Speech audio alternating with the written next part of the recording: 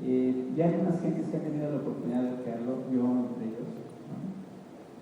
Yo lo que te puedo decir es que se le dé corrido, porque es muy ameno, muy científico, actual, completo. Pero bueno, tú tienes que preparar algo para decirlo, ¿verdad? Sí, cómo no. Pues muchas gracias, Enrique, y pues muchas gracias por estar aquí. Yo estoy muy contento de poder hacer esta presentación, pero debo aclarar que antes de empezar, que fue un privilegio trabajar con ustedes dos para poder hacer esto realidad, y sobre todo que me dieran la oportunidad de trabajar una vez más con ustedes y que no sea la última. Pues si me ponen la primera diapositiva, es de ahora sí es la número 5, creo que no. Pues este trabajo no es tan literario, ¿verdad? Ni tan elegante como el que acabamos de escuchar. Es sobre medicina psicosomática. Y yo creo que el primer punto que quiero, que quiero aclarar es sobre medicina somática y por qué no psiquiatría de enlace. Entonces voy a hablar un poquito de la historia de cómo es lo de la psiquiatría de enlace y medicina psicosomática, y luego hablar un poquito acerca de cómo está construido o distribuido el libro. Entonces esta es la portada, para los que no la han visto. Acá la puedo ver, muy bien.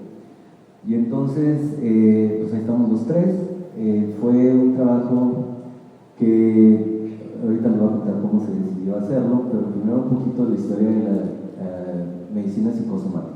Entonces estábamos en que si iba a ser de medicina psicosomática o psiquiatría de enlace. Y debo decir que finalmente el título aquí lo sugirió acertadamente el doctor Chávez, psiquiatría en la medicina. Bueno, un poquito acerca de la historia de la medicina psicosomática.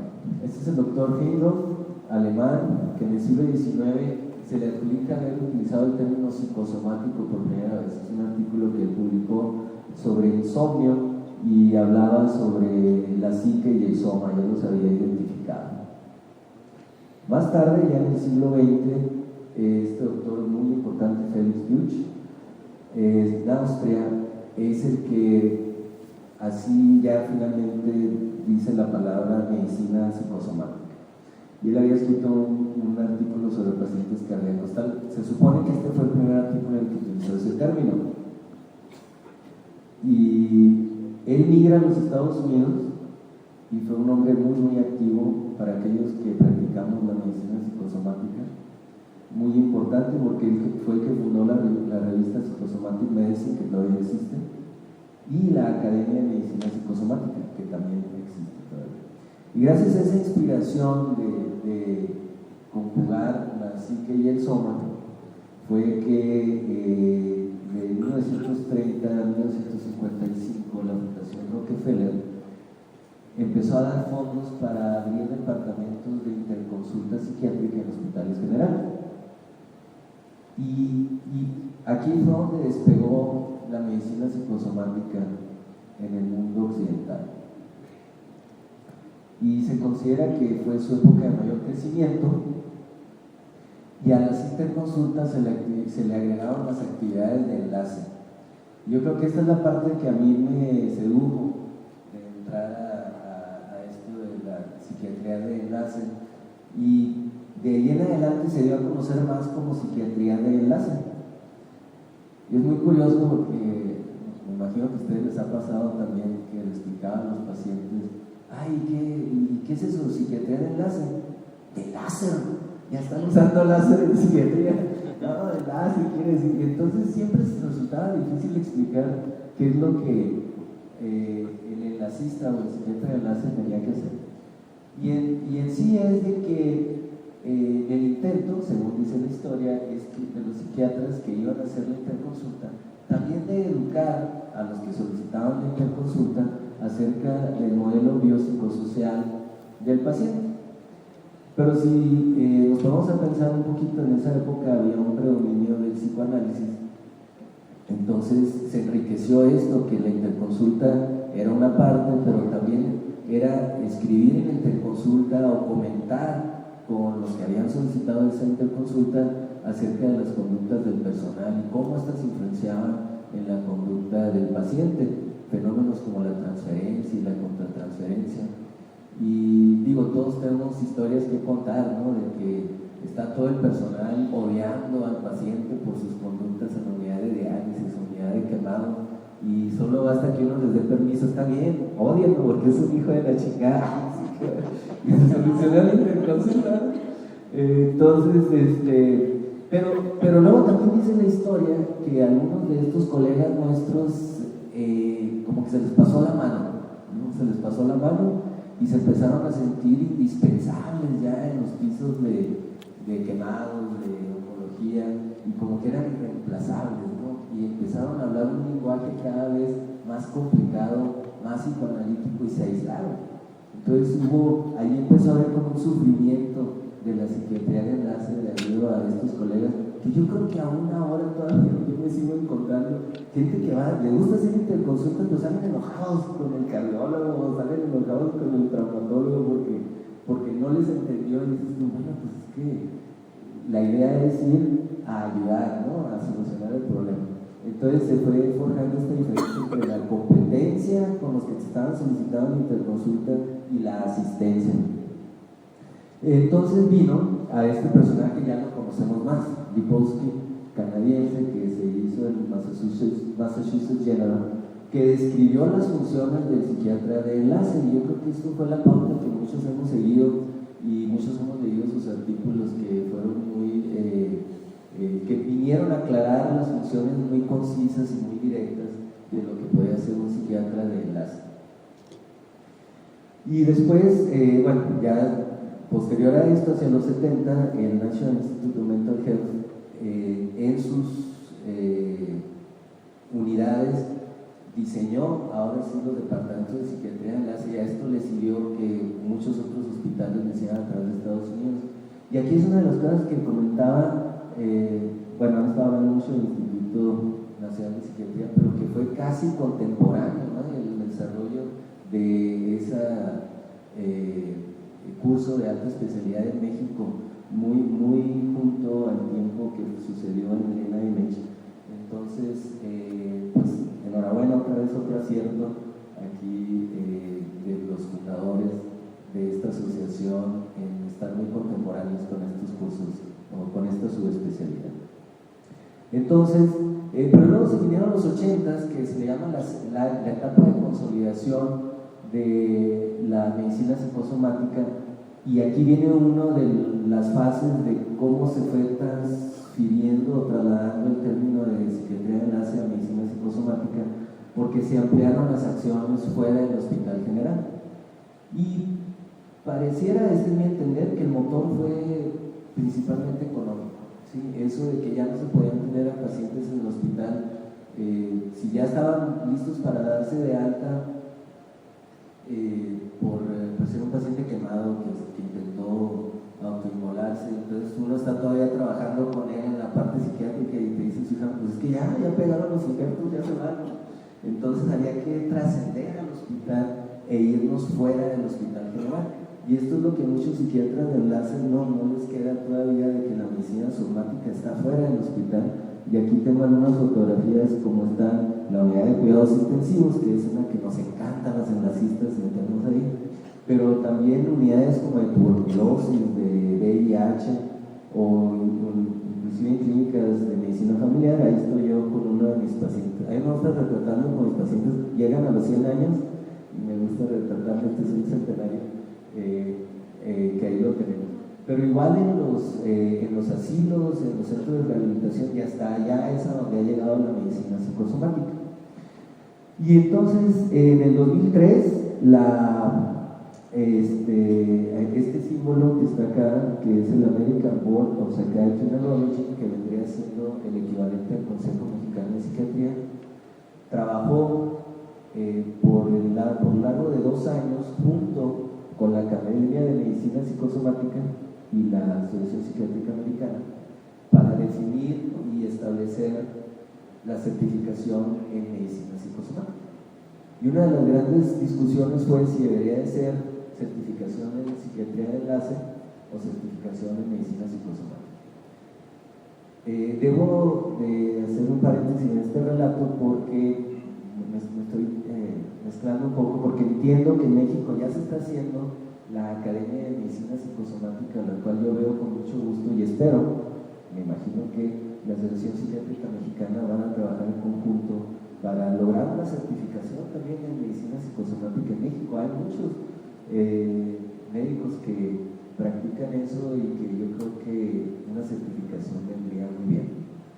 Pero bueno, volviendo al punto del relato de la historia, es de que la conclusión fue, después de tantos argumentos, de que finalmente la medicina psicosomática, que todo el tiempo se había definido como el brazo teórico, el brazo de investigación de la psiquiatría de enlace, que era mejor llamarla medicina psicosomática porque decir que fuera de psiquiatría de enlace era reduccionista, pensar que nosotros nos dedicamos nada más a hacer interconsultas. El trabajo del psiquiatra que hace medicina psicosomática es mucho más amplio que eso, y aquí estoy mencionando algunos casos. Aparte de trabajar en el Hospital General, trabaja en unidades psiquiátricas, geriátricas, oncológicas, en cuidados paliativos, estudios del sueño, centros de atención a adicciones, y que no se olviden, yo creo, más y más muchos de los psiquiatras que se dedican a pura consulta privada, pues cada vez más tienen que estar involucrados, informados sobre esta interfase, y eso no nos exime de estar muy al tanto de la medicina psicosomática. ¿Cómo la definimos? Pues es la comunicación entre la psique y el soma, que es constante y bidireccional. Y esta parte es un detalle, tal vez el más importante, que vino a rescatar a que este término de medicina psicosomática, porque previo a eso se había vuelto como un término peyorativo, sobre todo entre los pacientes y entre los médicos, que lo entienden mal, de decirle al paciente, no está mal, la cefalea es psicosomática, como que no es de veras o no es importante, o ahí arréglatela, a saber cómo controla tu estrés y tú te lo vas a resolver. No, la relación es bidireccional. Los trastornos psiquiátricos tienen lesiones o alteraciones fisiológicamente medibles, cada vez más vemos eso y cada vez más se lo tenemos que explicar a los pacientes. Las comorbilidades con enfermedades no psiquiátricas ahora son la regla, ya no son la excepción. De hecho, hay que pensar en cada paciente que entra a nuestro consultorio que va a traer alguna comorbilidad y que si no se la vamos a causar con los medicamentos que recetamos ahora, ¿no? Los padecimientos no psiquiátricos son causa de síntomas psiquiátricos y o consecuencia de los tratamientos psiquiátricos. Las emociones negativas y el estrés psicosocial tienen un impacto en múltiples vías fisiológicas, como la inmunomodulación y los ejes que ya conocemos. Los trastornos psiquiátricos son factores de riesgo para la manifestación y empobrecimiento del pronóstico de muchas enfermedades no psiquiátricas. Entonces, esta conversación empezó en el 2014, estábamos en el área comercial del Congreso de San Luis Potosí, y resulta que en ese tiempo yo era el coordinador de la sección académica que se llamaba Psiquiatría Clínica de Enlace, y durante esos 4 años la cambiamos a Medicina Psicosomática y Psiquiatría de Enlace. Y entonces pues se dio que yo estaba pasando por ahí y me dice Enrique, Bernardo, ven. Estaba también Juan Luis Vázquez, y así surgió la idea de que hacía falta un libro de medicina psicosomática. Esta es la distribución del libro después de 2 años. Lo dividimos en 5 partes, una de aspectos generales. De hecho, el primer capítulo en esa sección es sobre la historia de la medicina psicosomática, que más o menos se los platiqué ahorita. La segunda es de trastornos psiquiátricos comunes e interconsultas. Entonces, ¿por qué nos llaman? ¿Verdad? Esa es la segunda parte. La tercera es como que la parte más clásica de la medicina psicosomática, que son los trastornos psiquiátricos con predominio de síntomas físicos. Ahorita voy a hablar un poquito más. Luego vemos los aspectos psiquiátricos en otras especialidades, que esa es la sección más amplia del libro, y finalmente los aspectos terapéuticos. Entonces, en los aspectos generales está la historia, la ética en la psiquiatría y la reacción psicológica a la enfermedad y factores que afectan otras condiciones médicas. Y pensamos que este debería ser el arranque del libro, ¿no? Explicar tanto la historia y en qué se basa esa conexión de la psique y el soma para entender todo lo demás. En cuanto a los trastornos psiquiátricos comunes en interconsulta, son todos estos capítulos: agresión y suicidio, que es típica consulta de interconsulta de Hospital General; delirium y demencia, que es esta interacción tan común y tan difícil de distinguir: depresión, trastornos de ansiedad, psicosis y manía, trastornos del sueño, trastornos de alimentación, trastornos sexuales y cambios de personalidad.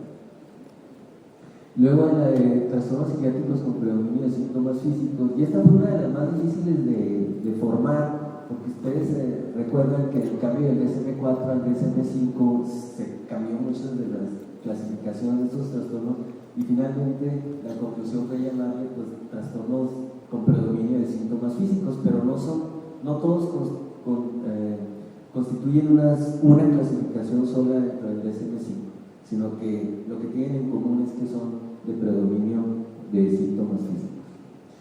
Y luego en los aspectos psiquiátricos a otras especialidades, de aquí mi disculpa porque aquí fue la más difícil de preparar porque no hay límite, o sea, ¿cuántos temas le pones a esta sección? ¿Sí? Y dentro de cada sistema del cuerpo humano, ¿qué enfermedades se escogen? ¿No? Entonces,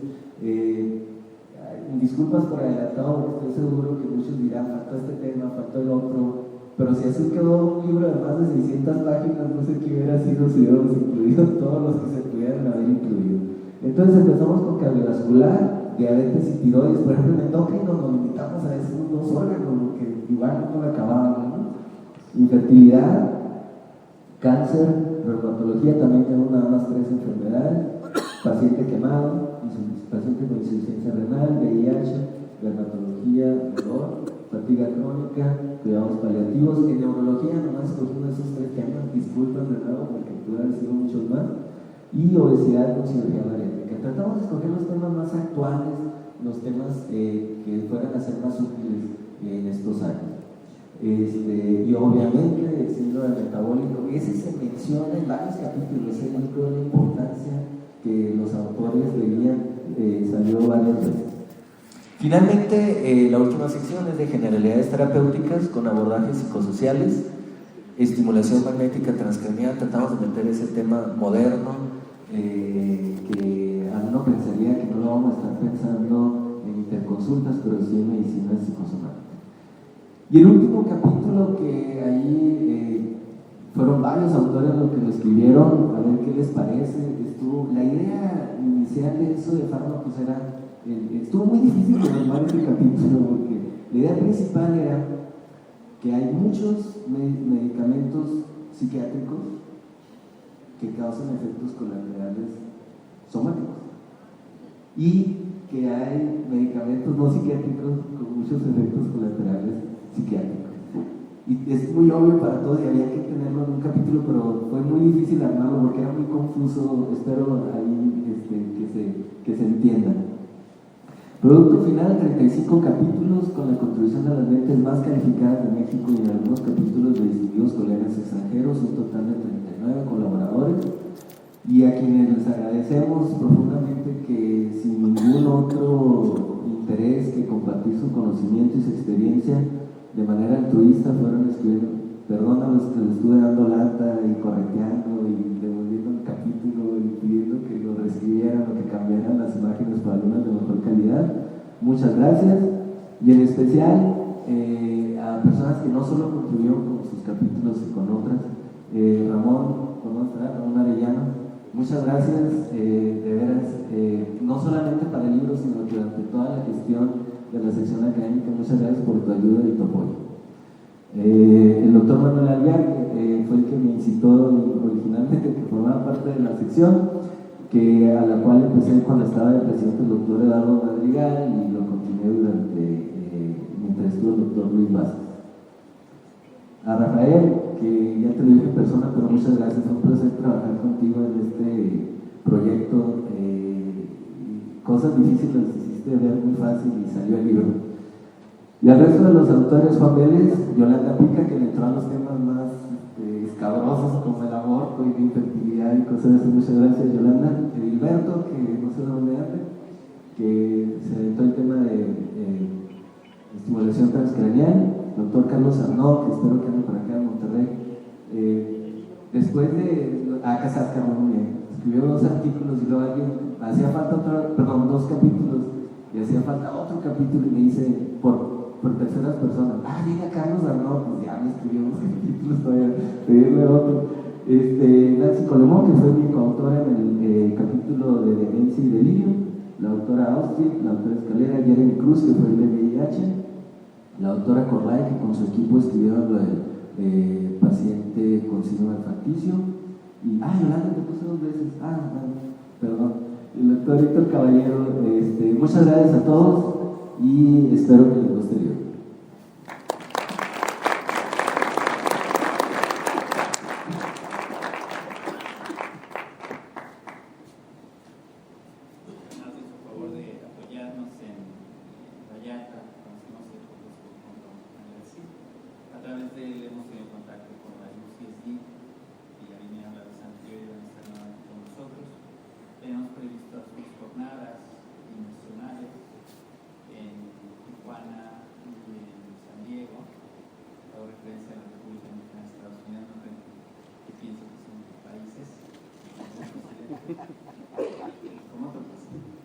Entonces quiero entregarle a Bernardo el reconocimiento de la medalla por haber participado como ponente en el Congreso Occidental.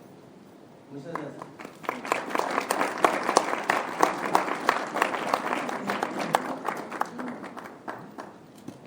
Muchas gracias a todos. Gracias por venir.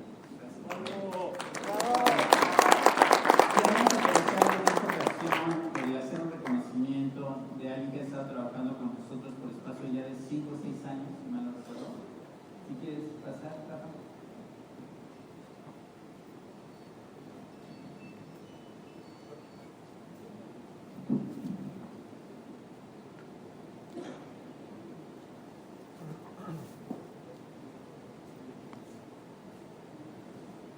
Tenemos un super equipo que ha trascendido los bienios, ¿no? Rafael es uno de ellos, Bernardo es otro. Queremos hacer un reconocimiento por su dedicación, compromiso, actividad y logros dentro de la obra editorial de la Consejería. La asociación tuvo sus pininos hace muchos años, pero no pasaron de ser eso. En cambio ahora estas ediciones que ustedes pueden disfrutar y a través de las cuales seguramente se van a instruir mucho, son producto de esta forma tan fácil de convertir las cosas difíciles en accesibles que tiene Rafael. Entonces le entrego también a él su medalla de reconocimiento del Congreso del Cincuentenario.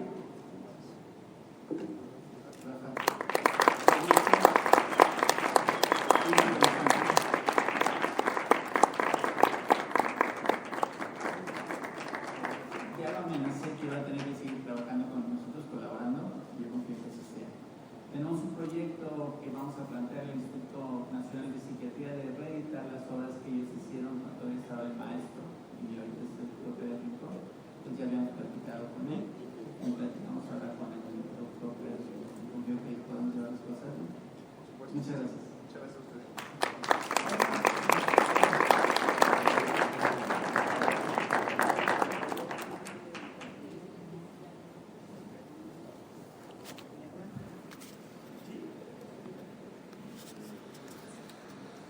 Gracias, doctor. Pero simplemente para hacer un reconocimiento y una pregunta. La pregunta es, en este momento vamos a tener aquí en el evento un stand donde podamos